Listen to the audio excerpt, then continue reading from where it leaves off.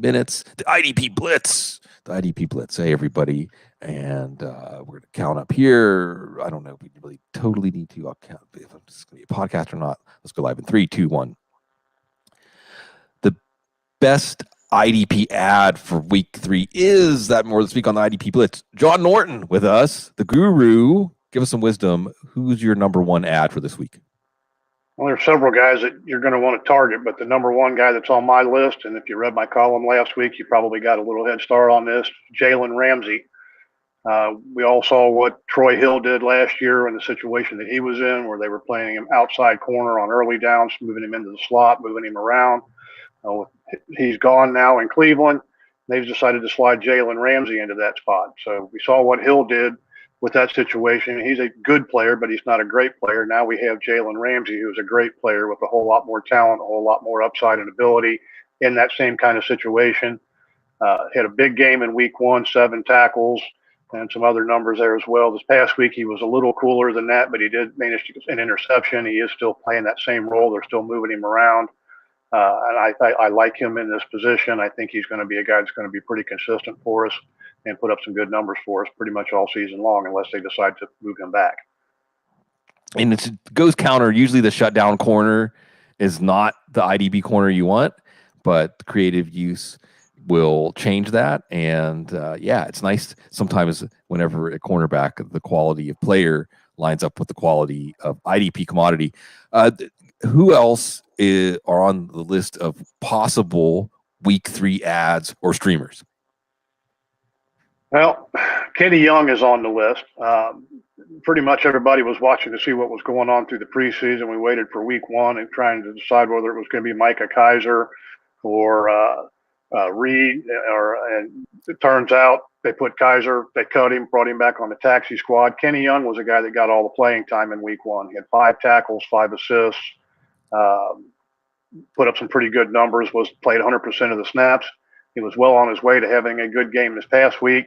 4 tackles, 1 assist on about 64% of the playing time when he decided to take a swing at a coach on the sideline and got himself booted to the locker room. But I have seen no reason why they won't come back with him this week again, back in that same role. And we've seen ever since Corey Littleton was there 3 or 4 years ago that whoever's in that role is going to put up good numbers for us. I think that's Kenny Young going forward. Justin Sternad in Denver. Josie Jewell went on IR this week with a shoulder injury. Sternad seems to be the guy that's going to be. He was the guy that stepped in during the game. Seems to be the guy that's in line to take over those snaps. Alexander Johnson is not producing very well. Played almost 100% of the snaps this week and had like 1 tackle and 3 assists or something like that, and not putting up very good numbers. Sternad came in and played 23 snaps, had 4 tackles and 2 assists. It's not a sure thing that he's going to be in that spot going forward, but he's definitely somebody you want to add to your list this week. If he does end up in that spot, he could be the most productive of those 2. Excuse me. Malcolm Smith. We saw Anthony Walker go on IR this week as well. He's going to probably be back week 5, week 6. It's not a long-term thing, but they went ahead and stuck him on IR, which means he's got to miss at least 3 games. Surprisingly, Malcolm Smith was the guy that stepped up and took on the lead role last week, played 95% of the snaps, 4 tackles, 4 assists, and an interception. I see no reason why he won't be back in that lead role again and probably stay there until Walker comes back. And then one that just came across the news wire, Keanu Neal hit COVID ID or the COVID IR list this week. So that makes Van Der Esch and Jalen Smith the guys that are going to likely get all the playing time at linebacker, with Micah Parsons stuck at defensive end for a few more games. This has been an ongoing saga trying to figure out what's going on with these guys. Neither Van Der Esch nor Smith played more than 20% of the snaps, I think, in week 1. But with the injuries and situations going there, they're going to get some more opportunity, and we know that they can produce when they get on the field. Yeah, Micah Parsons, defensive end. Well, for now. Yeah. And we'll watch. I'm still interested in Baron Browning in Denver, 3rd-round pick. Vic Fangio says he's not ready yet. So, I'm interested in him as well for the long term, but I don't think he's going to get the job done in the short term. And they also signed Micah Kaiser today off of the Rams practice squad. That's probably more of just a depth fill-in spot. I don't see him launching himself into the starting lineup anytime soon, but he does have some starting potential. He has been a starter in the past. So it's a situation to keep an eye on. I think Sternad's probably the guy to have, at least for now. Let's step through some of the underachievers, because these are players that you expected to play big roles for your IDP team, or hope they would play big roles at least. And at least through 2 weeks, it hasn't been there. Let's take a closer look. Let's start with Jeremy Chin in Carolina. And Jeremy Chin, hot on the draft list this year. Everybody was real high on him. He played a lot of linebacker last year. For whatever reason, they decided they didn't like that, too much wear and tear on his body, I guess. So they moved him to free safety. That wasn't the entire reason that he had a poor week. He only had 3 tackles this last week. A lot of that had to do with the game situation, and it was a pretty lopsided game. He didn't have a whole lot of opportunity in that game. But the bottom line here is he's playing much deeper on a regular basis. He's not getting nearly as many of those in-the-box snaps as he's gotten in the past. I don't see him putting up the same kind of numbers going forward as what we got from him last year. Hopefully he'll be able to put up enough numbers to overcome and at least give us some decent production for all those people who drafted him, counting on him as their number 1 defensive back. I don't think he's going to be that, but I wouldn't worry. I wouldn't think about dumping him yet. I think he'll probably still produce enough to stay on your roster. And this week, same issue. Thursday night against Houston. Probably, maybe he could have a pick 6 or a big play, but if he doesn't, he's not going to be that useful for your fantasy team. Let's go back to whenever the Cardinals took Zaven Collins, very viable multi-use linebacker extraordinaire. And the idea was that Jordan Hicks was going to seek a trade, that he wasn't going to be a big part of the offense. Fast forward to week 1 of the season, it looked a little different. What did we see with Collins and the Cardinals linebackers? Yeah, when they told us right from the beginning, immediately Zaven Collins was going to be the starter. Hicks they were looking to trade him, let him go out and look. He didn't find anybody to trade for him. So I guess they decided since he was still around, they'd go ahead and put him in the lineup. All 3 of those, Hicks, Collins, and Isaiah Simmons all started week 1, but it was Collins that was the odd man out in nickel and dime situations, all the sub packages. He wound up playing a minimal amount of snaps.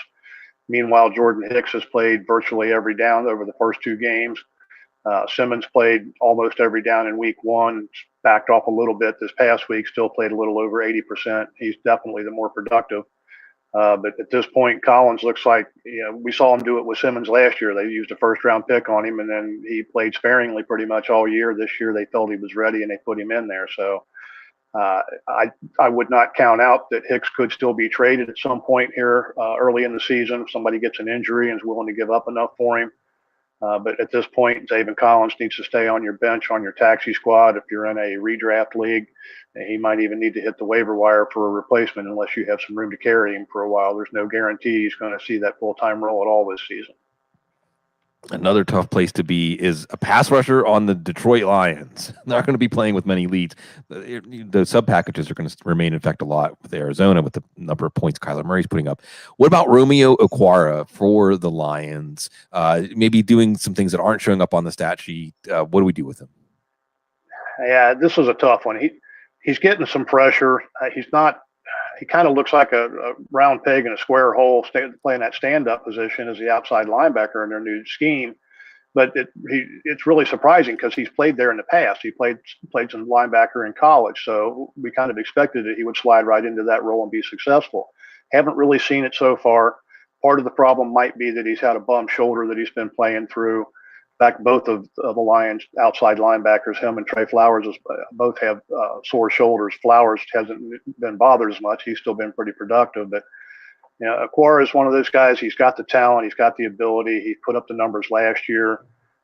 I would have to sit tight on him for a while because we know that eventually he's going to come around or he's going to end up on a different team where they put him back as a defensive end. But something's got to give here. I would give him another week or 2 to see if something changes. And it's hard to say at this point how much the shoulder is really part of the issue. If you can't take on an offensive tackle and shed, it's kind of hard to be effective from that position. he does have 10 pressures through 2 weeks. And how many pass rush situations do you get as a Detroit Lion? So Not he's very doing many. okay.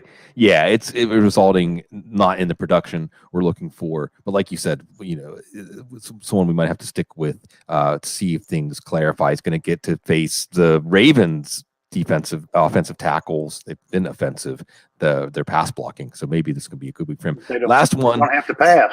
Yeah, but that's Run the true. ball down your throat and get it over with, especially when they get that lead early on. So, it's just not a good game script situation. No, not at all. Zach Cunningham, we're going to see him on Thursday night with the Texans. Should he be in your IDP lineup for week 3? I can't force myself to put him in my lineup at this point. He hasn't played more than 70% of the snaps in either of the first 2 games. He hasn't been seeing hardly any sub package situations. I don't know exactly what else going there. You would think with them not playing very well, being behind, not having a great defense, there should be golden opportunity, but he's not been able to capitalize on that so far.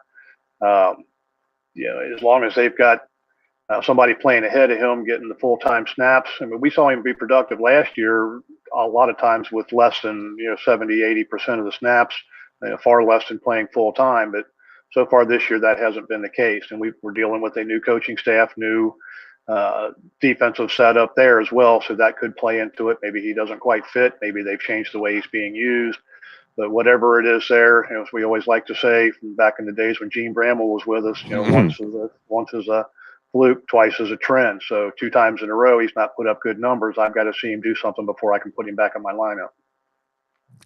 Let's talk with linebackers. We've got Scott Temple in the chat room asking about Alex Anzalone, who has been a surprise with the size of his role. What are your thoughts on him right now, Guru? All right, so Alex Anzalone, if you've read my stuff in the past, you know that I've never been a big fan of Alex Anzalone. He's a golden boy out there. He's easy to follow on the field. Yeah. The locks flowing out from under his helmet, but too often he's buried under somebody blocking him or he's pushed out of the way. Now, I am one to give a man credit when it's due. He played probably the best game I've ever seen him play this past week. He was all over the field. He was shedding blockers better than he has been in the past. He is playing full time, and he put up good numbers. If I'm not mistaken, those are probably the best numbers he's ever put up in his career as far as in the NFL. So I'm cautiously optimistic that maybe he has turned the corner a little bit. There are a lot of things that I've seen him do in the past. He tends to try to go around blockers rather than fight his way through them. A lot of times he takes himself out of plays, has a hard time getting off blocks and making tackles in the hole. He was much better at that against the Packers Monday night. So hopefully that he's turned the corner there. Definitely, if you're in a situation where you need a linebacker, I think he needs to be on your list, especially after the numbers that he put up this week. I don't know how well that's going to last going forward, but I would definitely consider giving him a shot unless there's somebody out there that's more of a sure thing. Okay, to wind up the week 2 IDP blitz, week 3 IDP blitz, John, let's touch on some rookies that through 2 weeks have been pretty good and whether we can believe in them.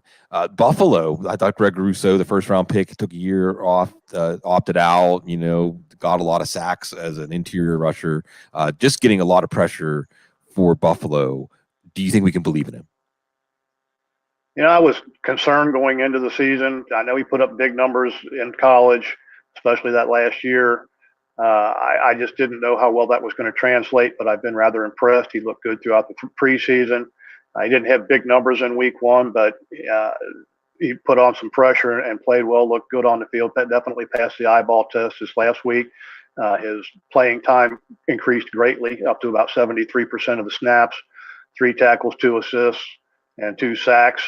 It's hard to beat that kind of numbers from any outside pass rusher, defensive end, outside linebacker, whatever you want to call them, especially from a rookie. I think Buffalo has finally found their man at that position, and I definitely like this guy going forward. Okay, last one is Paulson Adebo, the rookie corner that's going to satisfy the rookie corner rule in IDP leagues this year. So far, yes. I think he was in line to get a lot of playing time right from the start, from the time they drafted him.